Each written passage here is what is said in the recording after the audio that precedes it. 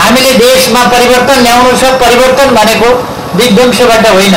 Tractor किन्नुस्, धान रोप्ने machine किन्नुस्, धान गोड्ने किन्नुस्, धान काट्ने मेसिन किन्नुस्, माड्ने मेसिन किन्नुस्। यसमा 50% अनुदान दिएको छ। बजेट बनाउने पनि बेला भएको छ।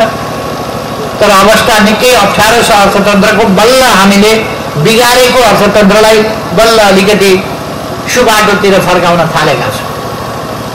त्यसकारण धेरै ठुला नयाँ काम गर्न अहिले सकिने अवस्था छैन।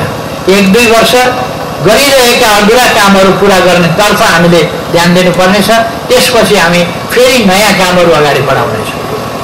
पहिले मैले नै हुलाकी राजमार्ग, मदन भण्डारी राजमार्ग, रिभर करिडर आदि थुप्रै कुराहरू पहिले मैले आफैले धुमधामसँग सुरु गरेको थिएँ, अगाडि बढाएको थिएँ।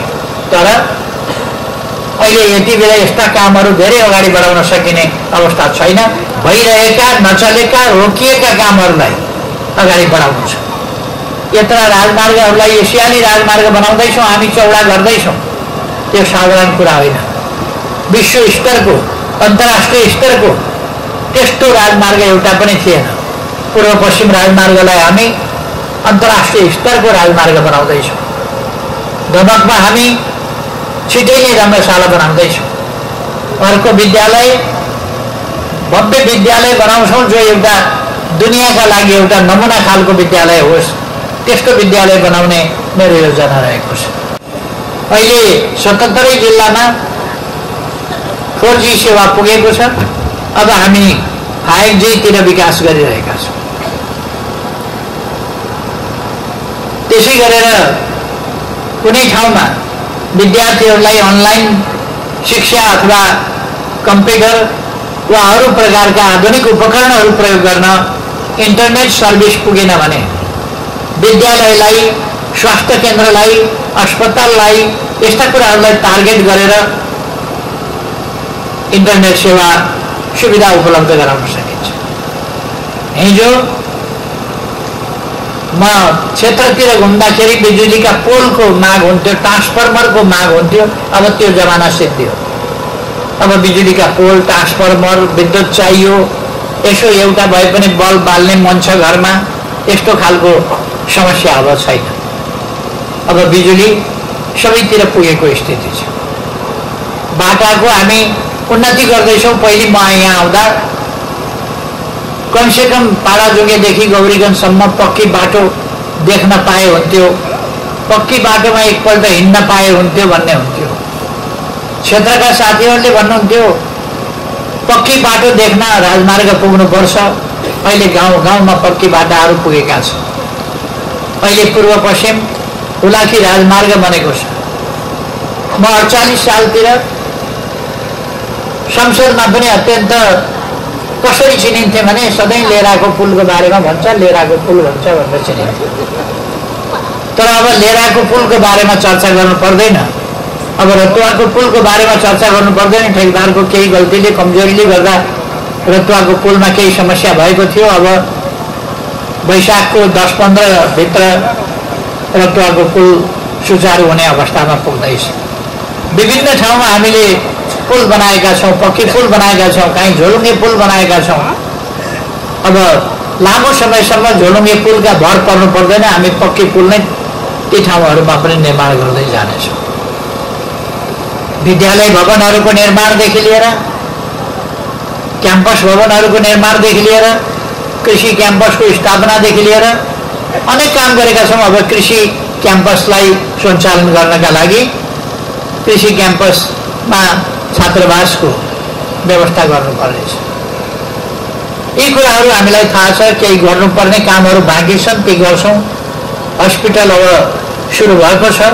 यसको लगभग 2 वर्षको समय छ। तर 2 वर्षभन्दा अगाडि यो निर्माण गरेर हस्तान्तरण गर्छु भनेर अघि भर्खर मात्रै ठेकदारले भन्नुभएको छ। अर्थात् हामी प्रगतिको बाटोमा छौँ। मलाई खुसी लाग्छ हाम्रो क्षेत्रका दाजुभाइ दिदीबहिनीहरूले केही उन्नति प्रगति गर्नु भएको छ।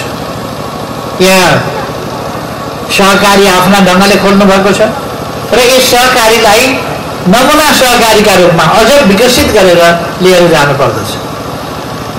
सरकारले सहकारीहरूलाई अथवा सहकार्य गरेका यस्ता साझा खेतीहरूलाई उपकरणहरू किन्नका लागि 50% अनुदान दिएको छ। ट्र्याक्टर किन्नुहोस्, धान रोप्ने मेसिन किन्नुहोस्, धान गोड्ने किन्नुहोस्, धान काट्ने मेसिन किन्नुहोस्, माड्ने मेसिन किन्नुहोस्, यसमा 50% अनुदान दिएको छ। त्यसको लाभ तपाईहरुले लिन सक्नुपर्दछ। अरू उद्यम गर्नुभयो भने त्यस्ता उद्यमहरूमा पनि मेसिन र सामग्री खरिदका लागि 50% अनुदान दिने गरेको छ। यसको लाभ लिनुपर्दछ। मुख्य रूपमा व्यावसायिकता जति धेरै सुरु गर्न सको त्यति बढी हाम्रा आजका आवश्यकताहरू पूरा हुन्छ। त्यसकारण आजका आवश्यकताहरू पूरा गर्नका लागि व्यावसायिकताको सुरुवात, हरेकले नयाँ व्यवसाय नयाँ ढङ्गले अगाडि लानु पर्दछ। पुरानै पाराको कृषि अब चल्दैन, पुरानै पाराको कृषिबाट हुँदैन। मैले साथीहरूलाई भन्ने गरेको छु, तपाईहरु अरू ठाउँमा गरिरहेका कुराहरू सिक्नुहोस्, कमसेकम चितवनबाट सिक्नुहोस्। चितवनमा अहिले बहुतै राम्ररी कृषि पनि गरिरहेका छन् त्यहाँका किसानहरूले। उत्पादन डबलभन्दा बढेको छ। फाइदा कृषिबाट फाइदा हुँदैन भन्ने होइन, कृषिबाट फाइदा हुने गरेको छ। माछा पाल्ने किसानहरूले त्यही रूपन्देहीको छपिया भन्ने ठाउँमा, छपियामा उनीहरूले 1400 हेक्टर जमिनमा माछा पालेर त्यसको लाभ लिएका छन्। लगभग 3.5 अरबको माछा उनीहरूले बेच्छन्। 3.5 अरब भनेको 350 करोडको माछा त्यहाँबाट बेच्छन्। अर्थात् त्यति लाभको व्यवसाय त्यहाँ सञ्चालन गरेको छ। जुनार र सुन्तला खेती गर्ने रामेछाप र सिन्धुलीका किसानहरूले बाली लगाएको भन्दा अरू परम्परागत खेती भन्दा 10 गुणा बढी फाइदा प्राप्त भएको छ भनेर भनिरहेका छन्।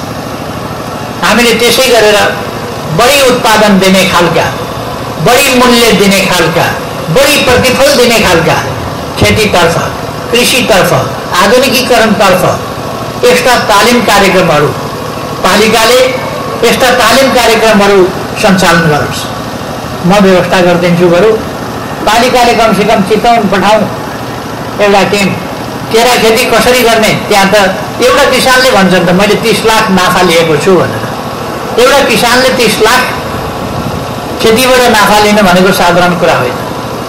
अर्कोले भन्छन् 90 लाख 1 करोड नाफा होला मेरो खेतीबाट भनेर। त्यसरी नाफा लिन सकिन्छ। अर्को कुरा, चितवनमा अहिले हेर्यो भने यस्तो खालको जमिन प्राय देखिँदैन, किनभने सबै जमिन उनीहरूले एकदम राम्ररी सदुपयोग गरेका छ।